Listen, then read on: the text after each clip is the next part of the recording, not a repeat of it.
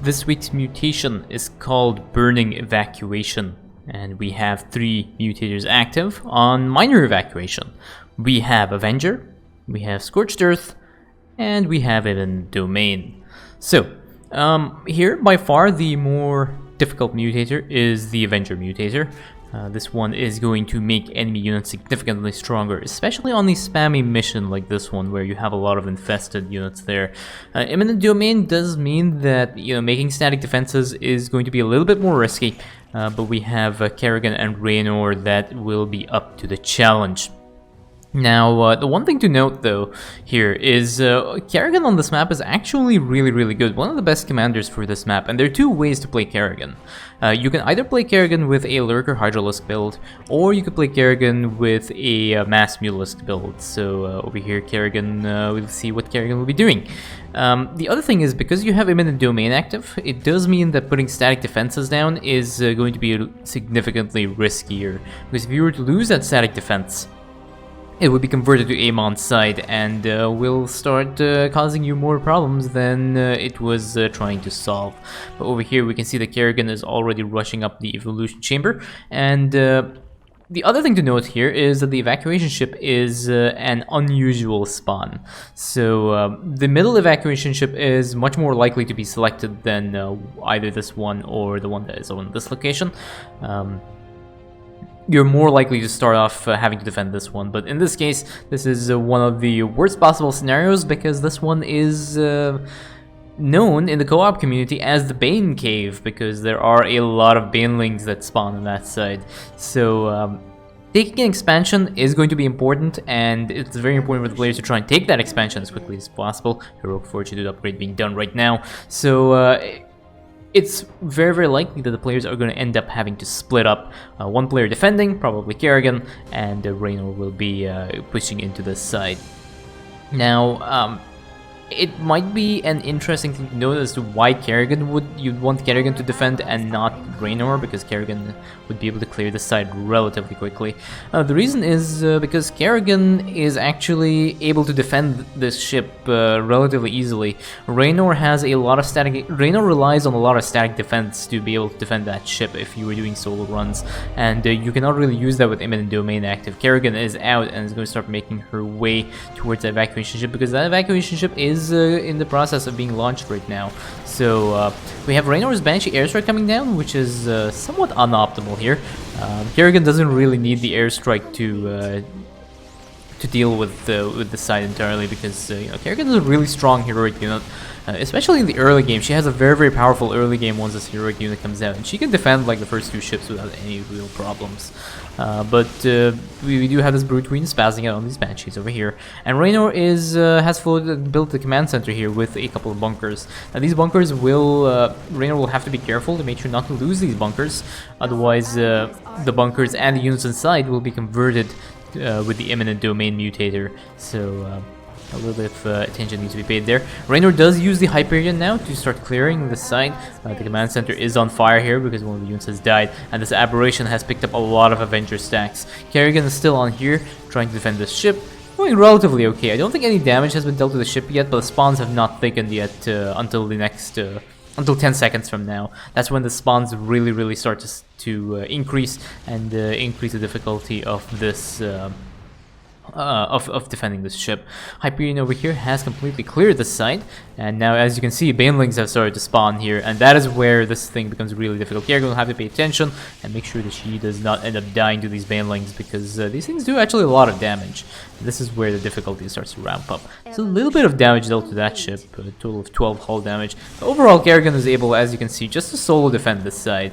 He's moving out of the way of the out of the Scorched Earth, just to make sure that she doesn't end up taking unnecessary damage on herself. We have another Banshee airstrike again coming down.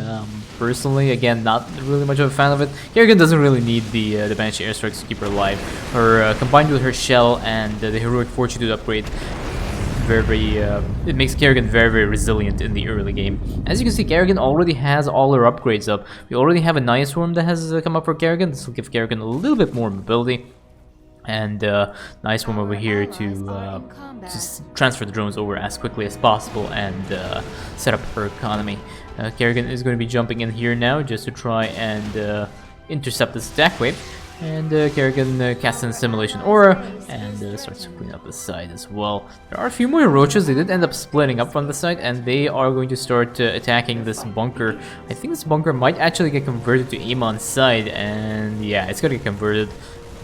Would be a little bit of a problem. There we go. So this is now Amon's bunker along with the 4 Marines inside that bunker, and these roaches actually do end up catching out the vulture over there. Another vulture does come down and unfortunately also gets intercepted by this roach drop, which also has these Avenger stacks, which is kind of making it a little bit more difficult.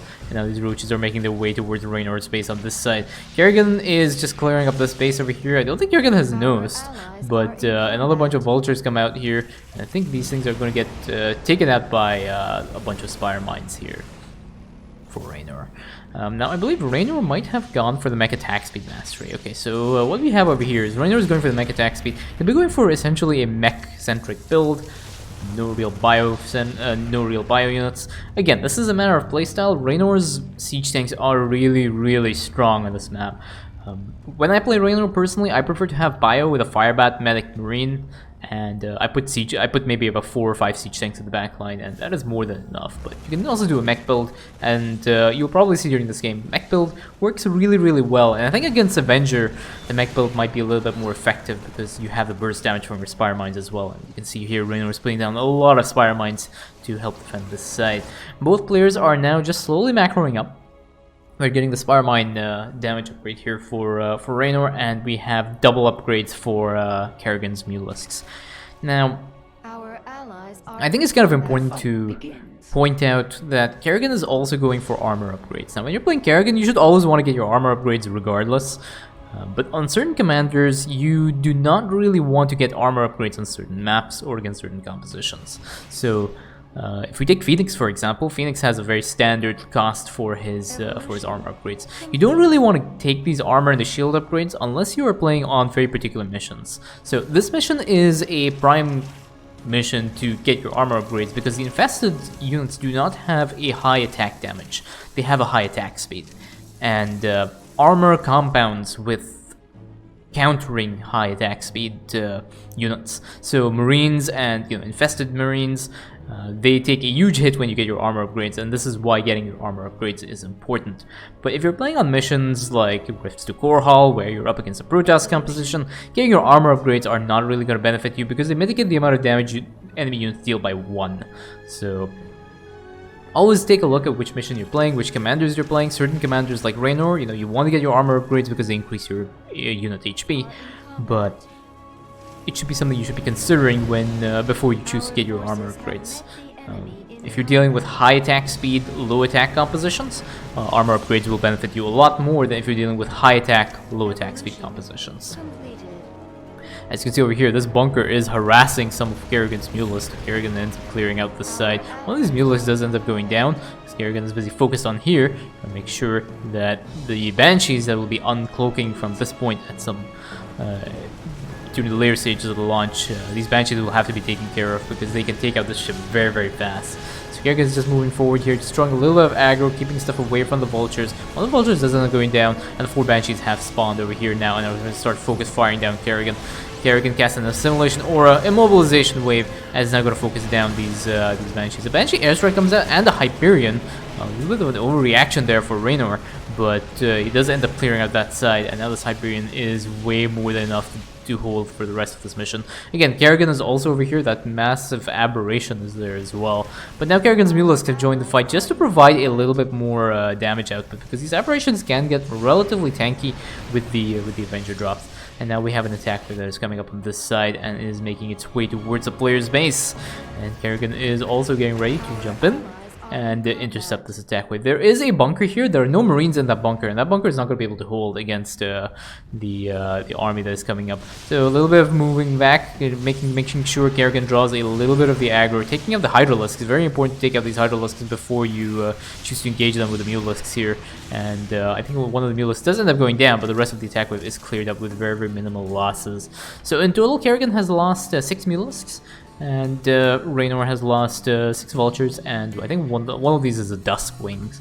I don't think Raynor has made any banshees.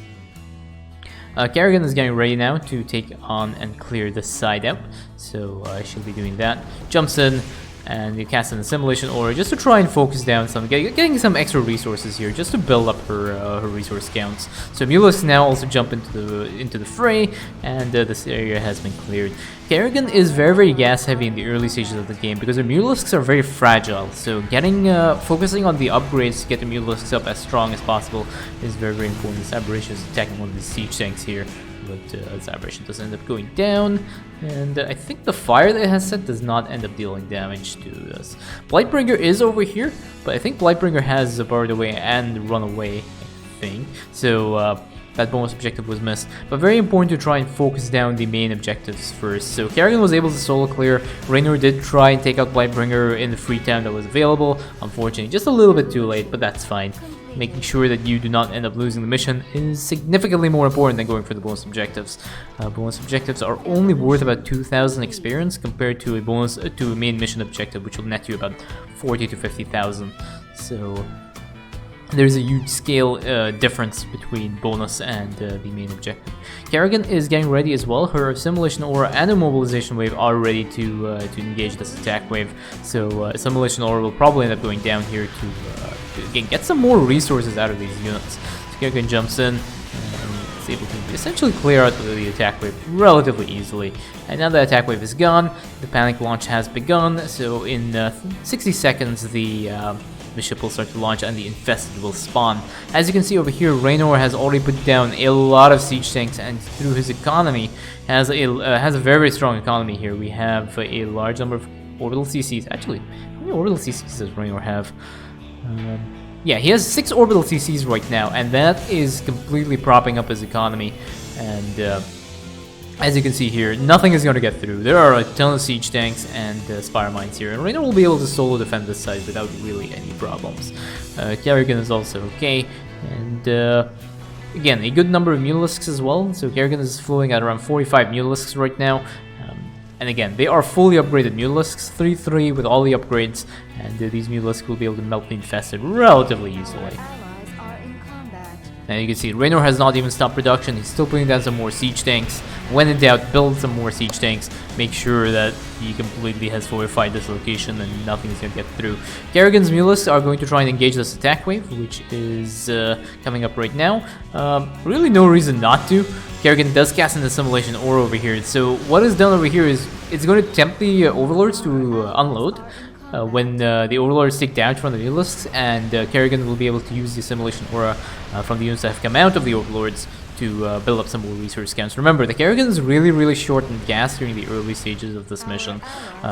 During any early stage, when you are playing with mass Mulusk build, Kerrigan does end up flowing a lot of minerals and really gas deprived. So using your assimilation aura as frequently as possible will help you clear and build up your Mulusks to a point where you are not really worried about losing the game anymore. We have a bunch of cloaked banshees over here that are focusing down some of the siege tanks over here.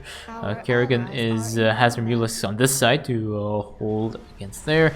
There's a scan that ends up going down, and as you can see, there are a large number of banshees here. So Kerrigan does send her Mulusks across to intercept this next attack wave, while Raynor is going to be dealing with the rest of the infested on this side. Again, this attack wave is going to end up going down very quickly. There's no even unload here for the overlords. They are on unpathable terrain, so that is the end of that drop. And now the commanders are going to work their way towards the next evacuation ship here. Again, this mission is going to be very straightforward because both armies are essentially supply capped now, and Kerrigan jumps in, assimilation aura, immobilization wave instantly stuns all the units over there, including the infestors. You do not really want these infestors to hit your flock of Mulusks, because that is a perfect way of losing your army very quickly.